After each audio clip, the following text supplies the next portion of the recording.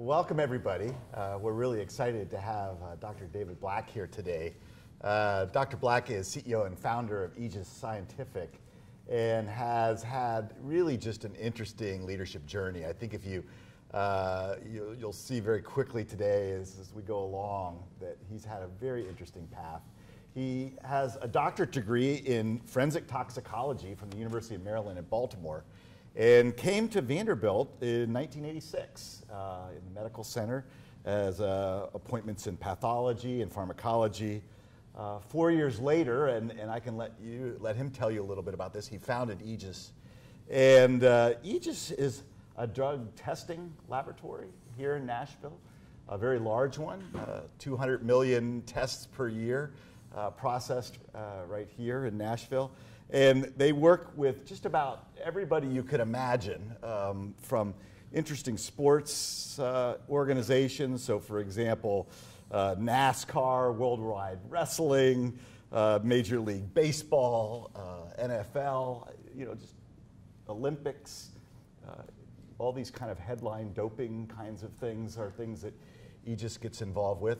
And then, of course, they do lots and lots of, in those millions of tests, of routine drug tests, many of which you have already taken in your life or will as you onboard into one of your new employers. So very likely some of your fluids will be passing through Nashville in the next few months, those of you who are graduating. And that firm has grown from really just a startup to a very large organization, over 1,000 employees here in Nashville at Aegis. Dr. Black served as a Marine officer in Vietnam. He's a 10% disabled veteran, and he is married, has 3 children here in Nashville. His wife is a U.S. Congressman, Diana Black. And well, welcome. So great to have you here. Thank you very much. Well, I thought we'd start, tell us a little bit about Aegis, just to help everybody understand a little more than I've said and how Aegis came to be. Well, first of all, good afternoon. It's good to see you all, and thank you for allowing me to be here. Aegis came to be somewhat through a step or a path that was unexpected. I thought when I joined Vanderbilt in 1986 that I was going to remain on faculty. This would be my career. And then after 4 years of being on staff here and running the laboratory, it was decided that Vanderbilt really, they didn't realize when they asked me to come in and set up the laboratory that it was really a forensic facility. And of course, this is healthcare and clinical. So after 4 years, the funding was withdrawn, and I was confronted with having to leave Nashville, leave the area, or do something else. I was offered a clinical position, but my doctorate degree being in forensics, I wished to stay in forensics. So really, I started Aegis as a organization primarily so we didn't have to leave Nashville or Middle Tennessee. We love this area. My wife and I were very comfortable after we came here and really did not want to uproot the children.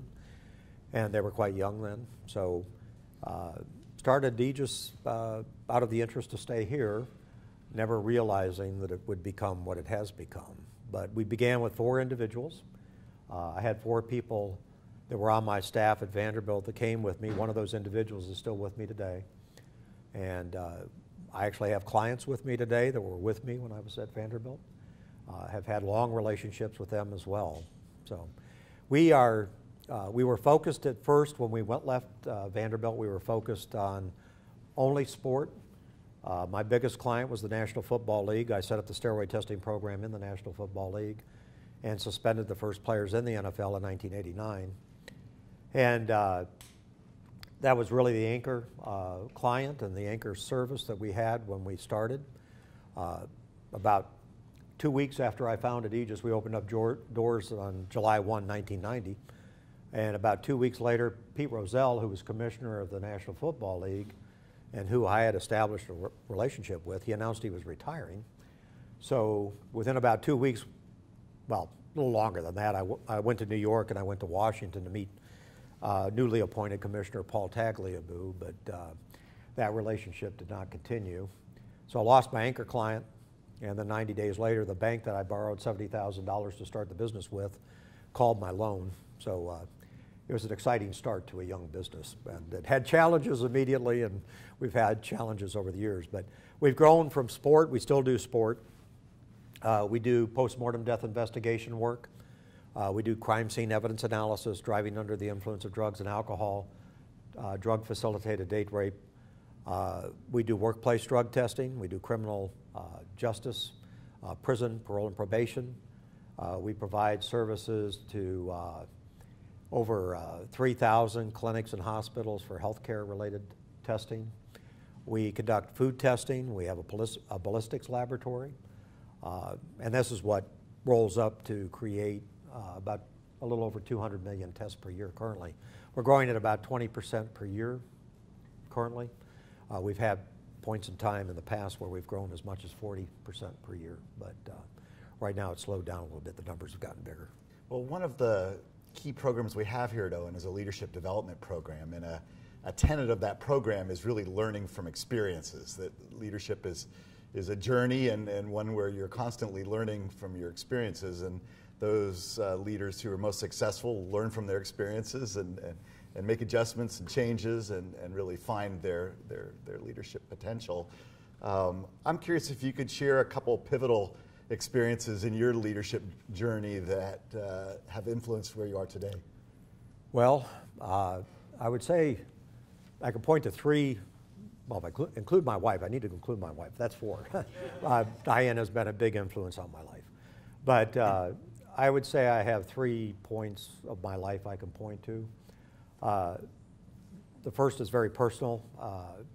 At the age of 12, I had to go out and work to try to feed my mother, my sister, and 3 brothers. My father was on a ship sunk off of Okinawa in World War II. He survived physically, but not spiritually. He was an alcoholic, and he would disappear on the family. And we found ourselves one winter in Michigan in 1960 without any heat in the house and no food in the house, and something had to be done. So I went out, 6 foot tall, got a job. I got a job washing cars, and I earned 10 cents a car that I washed. Hard work washing cars in Michigan in the winter, as you might imagine. And if I worked real hard on a Saturday and Sunday, I might make maybe $1.10, $1.20 on Saturday, maybe $1.10, $1.20 on Sunday. And I could give that to my mother. And back then, though, gasoline was about, well, with price wars, it might go down to about 15 cents a gallon, but about 20 cents a gallon. A loaf of bread was 25 cents. A dozen eggs was 30. So a couple dollars could make a difference. And so that, I would say, I went out at the age of 12, and from the age of 12 onward, I was pretty much on my own. I worked my way through elementary school, through middle school, through high school. Graduated from high school. The second leadership moment of my life was that graduated from high school on a Thursday night, and I joined the Marine Corps on Friday morning. And it was a 4-year enlistment. I ended up going to Vietnam. I was in Vietnam 1968-69. The Nang Chu Lai area, called I Corps, just below the DMZ. But the whole Marine Corps experience was, I believe, for me, a very good experience. You learn the Marine Corps way of leadership.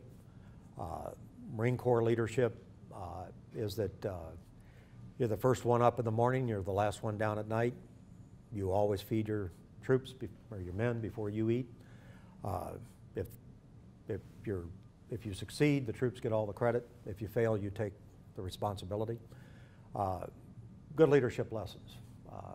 Servant leadership, I guess you would describe it. And then the third impact, again, separate from Diane, which is a longer story, but the third impact would be a Jesuit education at Loyola in Baltimore.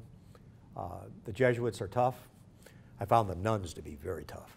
And it was a very, very good education. And I was blessed, I think, once again, by having made the right decision as to where I might be educated.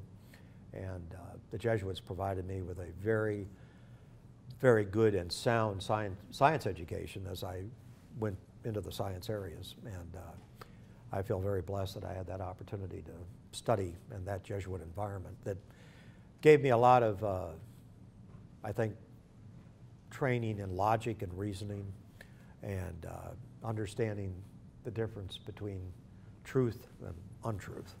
and putting you through some pretty rigorous thought processes. So when you got to Aegis and founded Aegis and the company started to grow, were there times, or can you think of a time when a failure in your own leadership forced you to have to rethink the way you were leading that organization? There's not enough time for that, I'm afraid. If you're in leadership, and one of the things I try to communicate to my younger managers and leaders is don't be afraid to make a mistake. We're going to all make them. It's how you handle them is so important, and how do you take on the big challenges when you've made a big mistake. Over the years, I have certainly made mistakes in people I've brought onto the team to be a part of the management team. We've made decisions about relationships that turned out to be poor decisions, and we paid the price for that. We've tried things that just flat out didn't work. We thought we had a good idea, and we went to market, and we put a lot of time and effort in it, and it did not succeed. Fortunately, we've made more good decisions have been made than bad decisions, and some of those decisions were high risk, but they paid off. The first 14 years of Aegis, I pretty much managed the business as a professional practice and had a pretty low definition of what success might be. That all changed at around 2004. And we began to think about business differently, and we really created a business. But I look back, it took me 14 years to realize I was doing it wrong. And I think back about what we might be today if I had had a better business understanding prior to finally understanding better in 2004.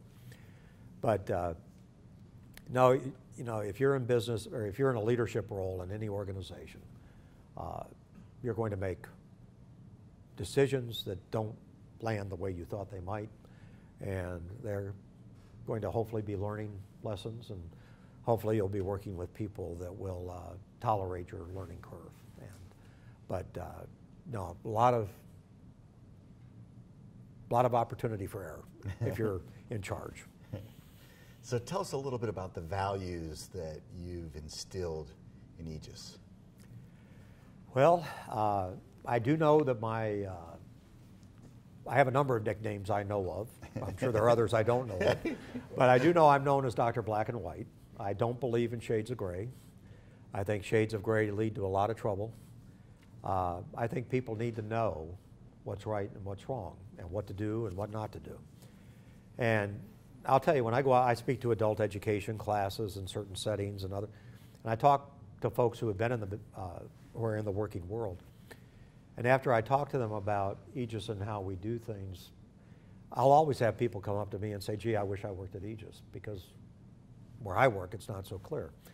And people tell us all the time, it's a different environment. It's a different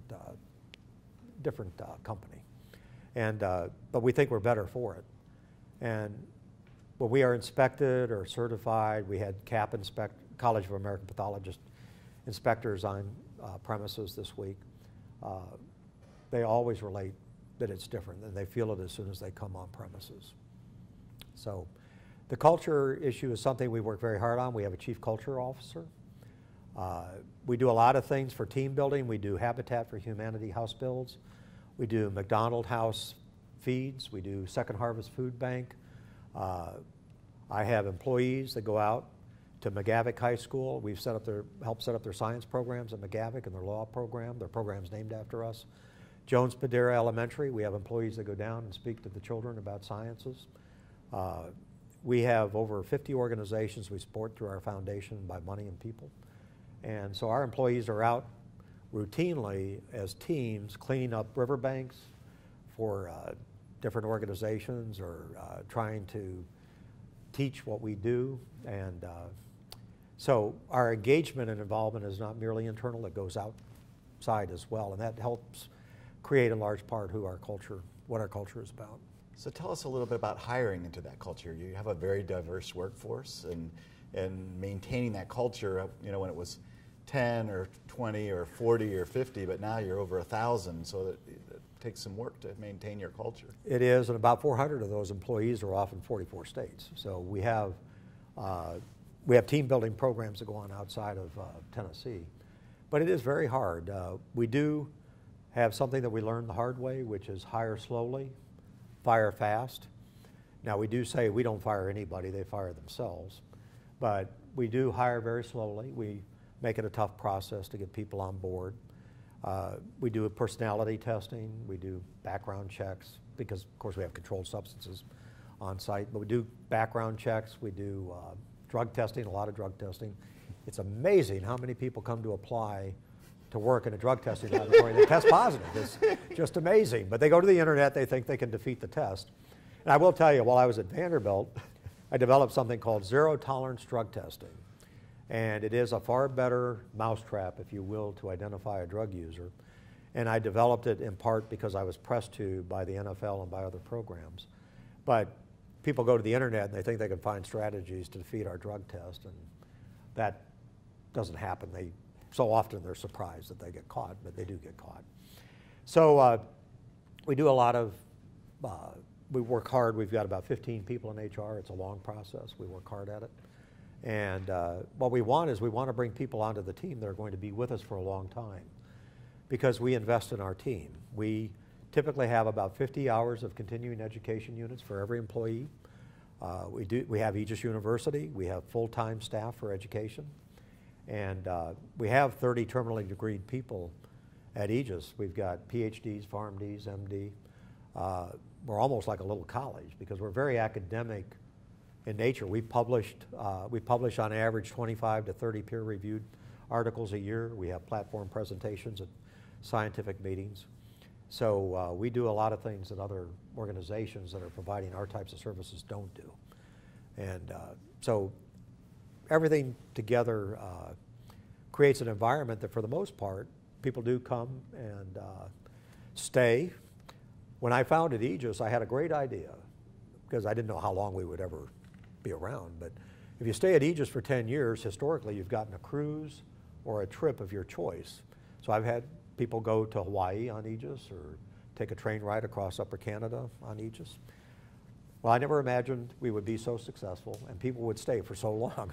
And now that I'm going to have to buy a cruise ship, or I'm going to have to buy a cruise or a travel company. But now I've got so many employees hitting the 10-year mark, we had to rethink our plan. But never realized people were going to be around this long. I now have employees hitting 20 years. I've got to figure out what to do with them in terms of recognition and reward. And but we have a strong core of folks who have stayed with us, and then we've got others that do come and go, and it's very hard. Today it's a big challenge. Recruiting, getting folks with the right work ethic, getting them into the system, and making sure they're committed to what our mission is. And how do you ascertain that coming in? The work ethic, the commitment? Well, we have our 90 days. And what we say is the best they'll ever be will probably be in those 90 days. And if they don't cut it in those 90 days, they're not going to make it. So we have a lot of emphasis on the 90 days, even after all of the hurdles we put in place to recruit initially. And it is painful. You know, whenever we have someone leave, it's difficult because there's a sense of failure on our part too. We didn't find the right match. We didn't find the right marriage. And that's what we usually tell people too, is if you don't like what you're doing at Aegis, go find what you like, what you love, what's your purpose. Don't come into a job every day that you don't like. I've got a brother-in-law who's now retired. Love Joe, great guy, but he hated where he worked every day he worked there. And whenever I see him back in Maryland, he spends half the trip even though he's retired, he still spends half his life complaining about where he worked. I'm just tired of listening to it. You know, I don't want anybody ever to work with me who ends up disliking what they do. I tell folks, if you get in your car in the morning, if you're not looking forward to going to the office or come into the lab, point your car in another direction, find another place to go to work. Don't come to work and be unhappy. That's not good for you, that's not good for us. How do you build effective teams at Aegis? Tell us a little bit about teams, maybe a story of how teams operate there. We are a team of teams. We do have a lot of team building that goes on within different departments, but we do overall team efforts, and then we have teams. Managers have their own programs. One program we have is 212. I don't know if you've heard of the 212 program. The idea being that at 211 degrees you have hot water, but at 212 degrees you have boiling water. And with boiling water, you can run a locomotive and you can do a whole lot. So that 1 degree of extra effort can change hot water into something exceptional. So we have the 212 award program in one of our departments where they go through the year and people are rewarded, and then they have a celebration at the end of the year on the 212. We do believe that collectively together we're smarter than anybody individually, and we really try to press that. And we have a lot of room set aside where people can go and brainstorm, and we've got white walls, much like that, only it's the wall. We copied off of NASCAR's headquarters down in Daytona. When they built their new building, they put white walls everywhere. Thought it was a great idea. But I can give some examples. We had, for those of you who may remember the 2010 flood, the flood in 2010 really was Nashville's Katrina. And what happened was we're out in Metro Center, and the rain came very heavy on that Saturday and continued, and by midday you were seeing cars floating down on I-65 or out on Briley Parkway, and we realized about around 3 or 4 o'clock that day it was a bigger rain than anybody had predicted.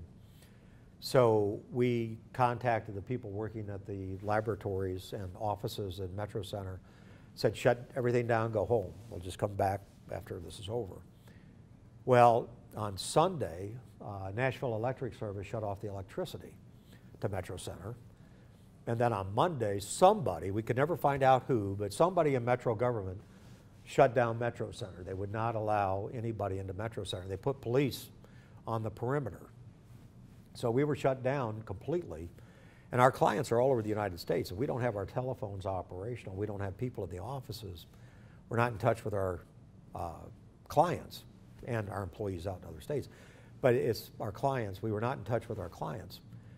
So, I'm sitting calling Metro and trying to find out who made this decision. How can we get the team back in? But unbeknownst to me, about 50 or 60 of my employees were on telephones talking to each other. They went out and they bought waiters, and they found places where the police could not see them, and they waded their way, or they walked their way into Metro Center. They literally walked probably well over a mile through the water to get to our facility. They turned on the emergency generator we had, which was a smaller generator. Today we have generators that can run the whole building, but then it was a generator that could just run the IT room and the telephones. So they got the computer system back up, they got the phones back up, and they started calling our clients to tell them what was going on. And our clients were good. They stayed with us. They were understanding about the delay in reports. Normally we have reports back within 24 hours to 48 hours of the sample being received in the laboratory for the bulk of our business. We have other work that takes longer, but we have clients who expect those results back very quickly. So we contacted the clients, let them know what was going on, but it was the employees who did that. It was the team members who did that. I did not ask it. None of my management asked it. They did it on their own because they knew it had to be done. It was important to be done. So that's the kind of culture you dream for. That's the kind of culture you really hope you can create. And we've been successful at doing that. And we had another example some years back where some people tried to steal our intellectual property and start up another laboratory. And there were about 6 people out of 25 who were involved, and then they left the business.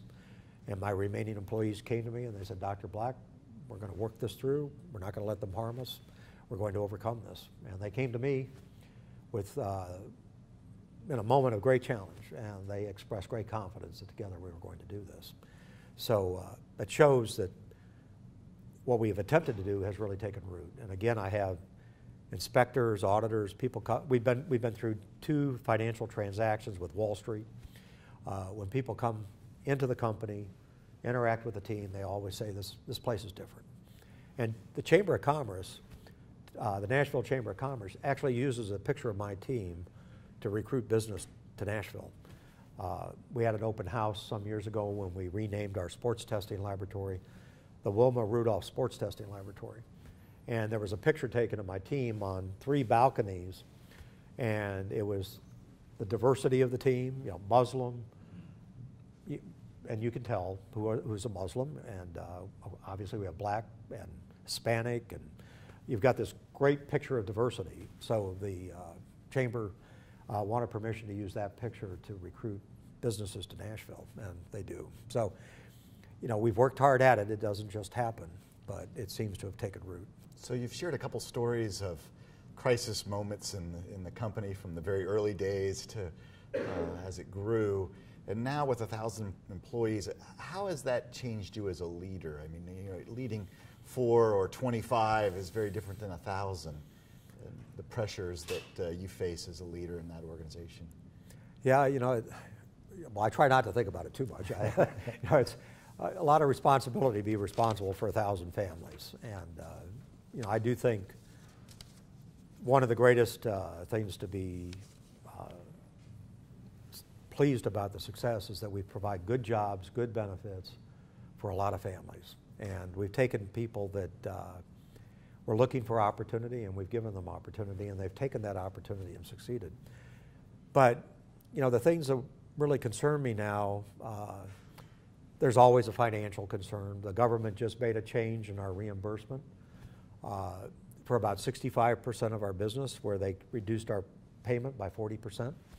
So that's about a 30-some% hit on your top line. We're committed that we're not going to lay anybody off.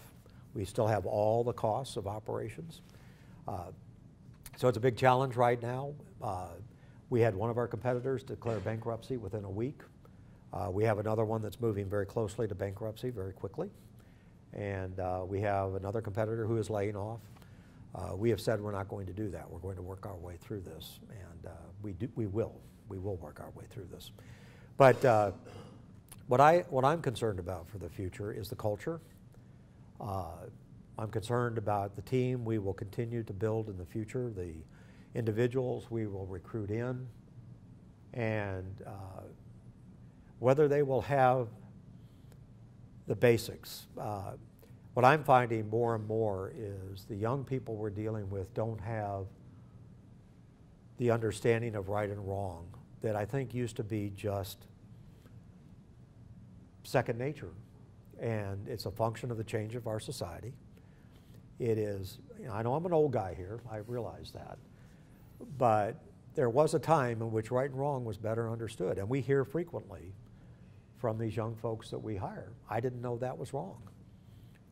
And that's troubling because there's a limit to what we can really train and what we can really get people to understand. They have to have some fundamentals. So we are working hard to, but again, you know, we have incidences, as I've shared with you, that actions taken, people are dismissed, and the word goes out. We don't put it out ourselves, but you know, the rumor mill will take care of that. The word will go around as to why someone was dismissed. But we, you know, I am concerned that because we're in a business where our test results may put somebody in prison. We take babies away from parents. We may deny somebody a scholarship. And we may have a doctor dismiss a patient from their practice. There's consequence to what we do. We have to have people who are of sufficient integrity and honesty and a willingness to admit when they make a mistake, because the mistakes can have consequences. So I do very concerned about the culture. That's why we have a chief culture officer. That's why we have a lot of emphasis on our culture, because it has to stay as it was, as it is, no matter how big we grow. And I do often wonder how companies get into the trouble they do. And I think a lot of times they don't pay attention. You know, it's easy to get comfortable and complacent. We try to fight against that. There is a saying in our society that I really don't like, which is don't sweat the small stuff. I don't like that saying because I have never known a big problem that did not start as a small problem. Every big problem started somewhere small. If you deal with it when it's small, you've got a lot, you know, it's a lot less painful to deal with it then. But I don't like folks who just look the other way when there's a problem, when in fact, if you deal with the issue right now, you can probably save a lot of difficulty in the future. Well, Dr. Black, we have a tradition that we have a rapid fire set of questions for you here at the end, right? Okay. And I think you've given us a hint on a few of them already, but who has had the greatest impact on you as a leader? Anybody I've ever led, my team, whether that was in the Marines or whether that's within the business. But the team challenges you, and it's a good challenge. What one word best epitomizes a good leader to you? Servant. 3 words that describe your legacy of leadership. Firm but fair. We'll let the butt be in there, right? It counts, right? That's right. What's your next leadership challenge? Well, it's happening right now. This 40% reduction in reimbursement is our investors got real excited up in Boston and had to calm them down. And they wanted to do what our competitors are doing, is fire a bunch of people. So it's the situation we're in right now with this reimbursement change. We're reinventing ourselves. About 90 days ago, we launched 100 projects to reinvent who we are, and we will be done by March 31st, and we will be something quite different than what we were 90 days ago. And what one experience do you think all young leaders would benefit from? Failure. I think failure will tell you who you are. It's not in moments of success that you know who you are. It's in the moments of failure. That'll test your character. That will reveal who you are. Failure is the most important thing. Do it young, but so you could overcome it. But I think you only learn by going out and trying. And if you don't fail, you're not trying hard enough. Well, thank you so much for spending the day with us, giving back and paying it forward here at Vanderbilt today. Well, thank you very much for having me here. Appreciate it.